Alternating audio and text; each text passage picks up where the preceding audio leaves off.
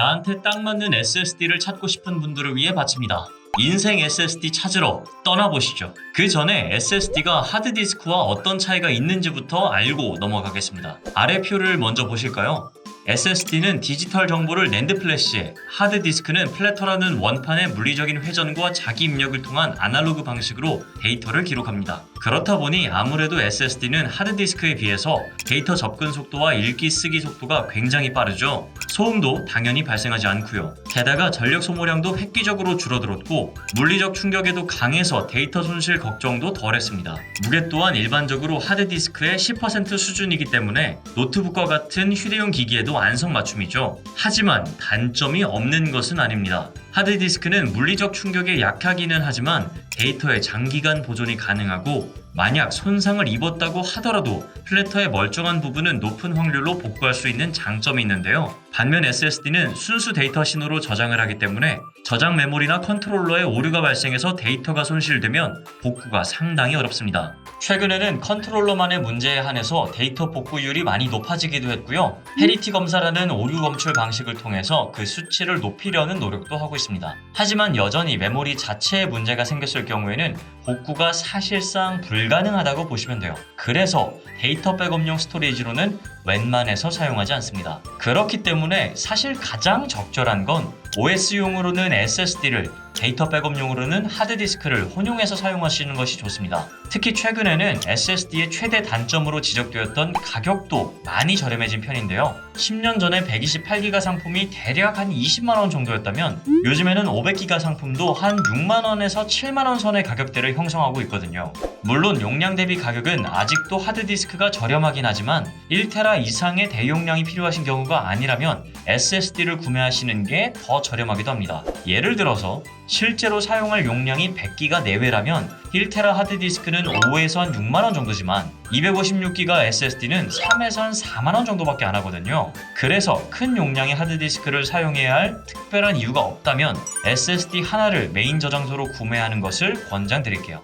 이 정도면 얼추 SSD의 장단점에 대해서 파악을 하셨겠죠? 이번에는 상품명만 보고도 어떤 SSD인지 알 수 있는 방법을 알려드리겠습니다. 자, 이 예시를 한번 보실까요? 마이크론 크루셜 P5 플러스 M.2 NVMe 대원 CTS 500기가. 앞에서부터 보시면 브랜드는 마이크론, 제품명은 크루셜 P5 플러스입니다. 이번 8월에 출시한 따끈따끈한 신상 제품인데요. 여기서 중요한 건 M.2 NVMe입니다. 만약 어떤 SSD를 사야 할지 잘 모르겠다면 일단 M.2 NVMe라고 쓰여있는 걸 사시면 됩니다. 다만 한 3년 전쯤에 메인보드를 구매하셨다면 M.2 슬롯이 없는 경우도 있고요. M.2 슬롯이 있더라도 NVMe를 지원하지 않을 수도 있으니까 규격 확인은 꼭 하셔야 합니다. 자, 아무튼 M.2는 커넥터의 인터페이스를, NVMe는 전송 프로토콜을 뜻하는데요. SSD의 인터페이스와 그에 따른 전송 프로토콜은 현재의 M.2와 NVMe에 이르기까지 엄청난 발전이 있었습니다. 초기 SSD는 데이터 송신과 전원 단자를 따로 잡으면서 각각의 케이블이 필요했지만 M.SATA와 M.2부터는 두 케이블을 통합하면서 별도의 케이블 없이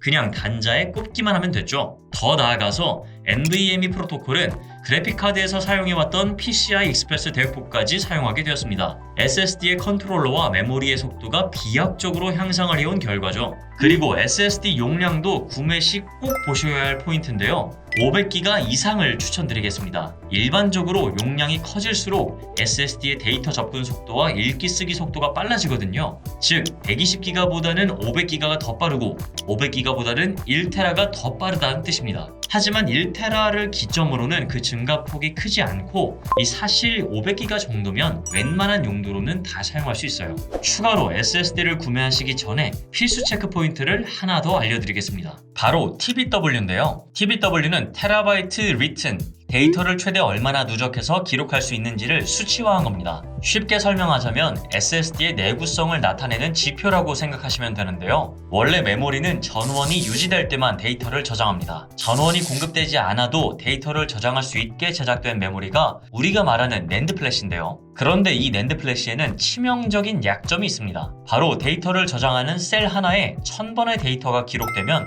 셀의 수명이 다하게 되는 거죠. 그래서 최대 얼마까지 누적해서 기록할 수 있는지를 표기해야 했습니다. 이 규격이 바로 TBW죠. 즉 TBW 수치가 높을수록 더 오랫동안 많이 사용할 수 있다는 뜻입니다. 참고로 데이터 읽기는 낸드 플래시 수명에 영향을 미치진 않습니다. 예를 들어서 가장 선호도가 높은 500GB SSD의 TBW는 보통 300TB 정도입니다. 이게 어느 정도냐면 하루에 100GB씩 기록했을 때 약 8년간 수명이 유지된다고 보시면 됩니다. M.2 NVMe 용량 그리고 TBW 잊지 마세요. 가격은 기왕이면 저렴할수록 좋겠죠? 자, 그렇다면 이번에는 저희 행복쇼핑에서 어떤 SSD 상품들이 소비자들의 사랑을 받고 있는지 알아보겠습니다. 행쇼 SSD 랭킹 10위부터 알아보시죠.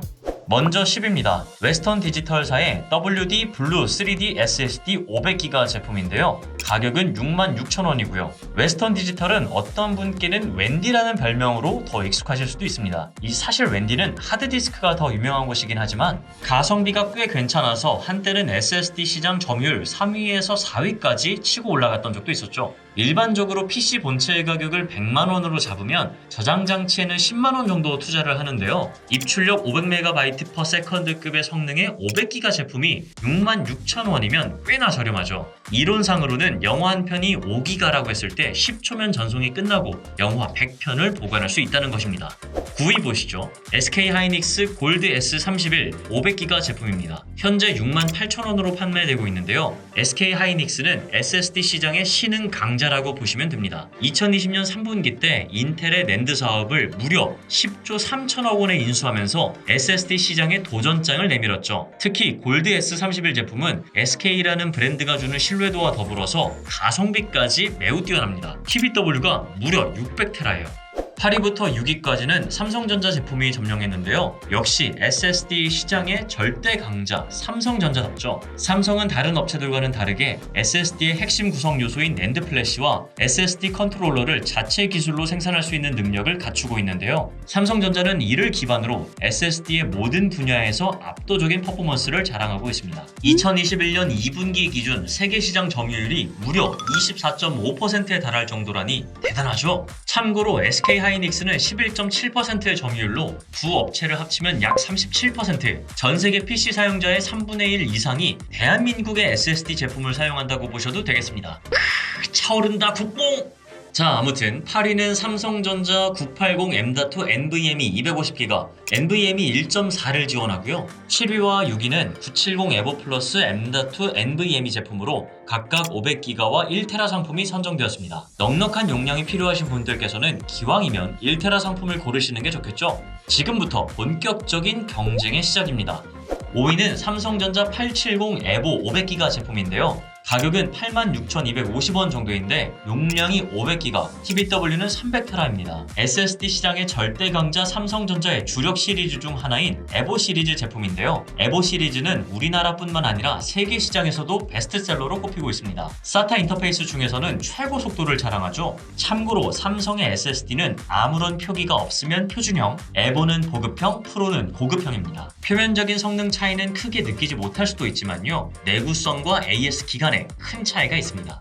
4위는 SK 하이닉스 골드 P31 M.2 NVMe 1TB 제품인데요. 앞서 9위였던 골드 S31이 SATA 3 인터페이스였다면 골드 P31은 M.2 규격으로 NVMe를 지원하기 때문에 골드 S31 대비 최대 6배 이상의 속도를 낼 수 있습니다. 초고속 대용량 데이터 처리에 적합하죠. 가격은 17만원으로 조금 비싼 편이지만 저장 용량이 1TB, TBW는 750TB니까 이해가 되는 수준입니다.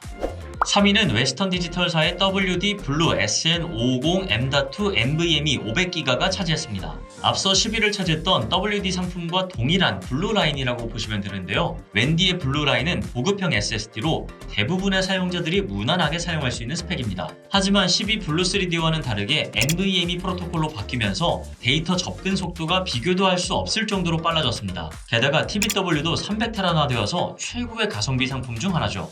2위는 마이크론 크루셜 MX500 대원 CTS 500GB 상품입니다. 마이크론은 삼성, SK와 함께 세계 SSD 시장 주도권 경쟁을 펼치고 있는 업체인데요. 낸드 플래시 설계 및 생산 능력이 뛰어난 데다가 매 상품마다 적절한 컨트롤러를 선정하면서 소비자들에게 큰 호평을 받아오고 있는 브랜드입니다. MX500은 이런 마이크론의 주력 상품 중 하나인데요. 특히 많은 사용자들이 좀비 SSD라고 부를 정도로 안정성과 내구성에서는 정평이 난 제품입니다. 어떤 SSD를 사야 할지 잘 모르겠다 싶을 땐 마이크론 SSD를 사시면 돼요.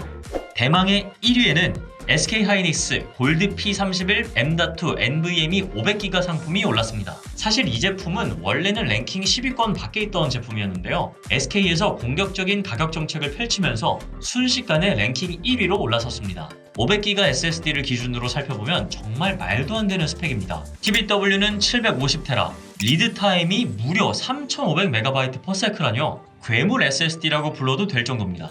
네, 여기까지 행복 쇼핑 SSD 랭킹을 알아봤습니다. SSD를 구매하시기 전에 꼭 참고해 보시고요. 본인에게 딱 맞는 SSD를 선택해 주세요. 오늘 영상은 여기서 마치겠습니다. 좋아요와 구독, 알림 설정 꼭 부탁드릴게요. 그럼 행박!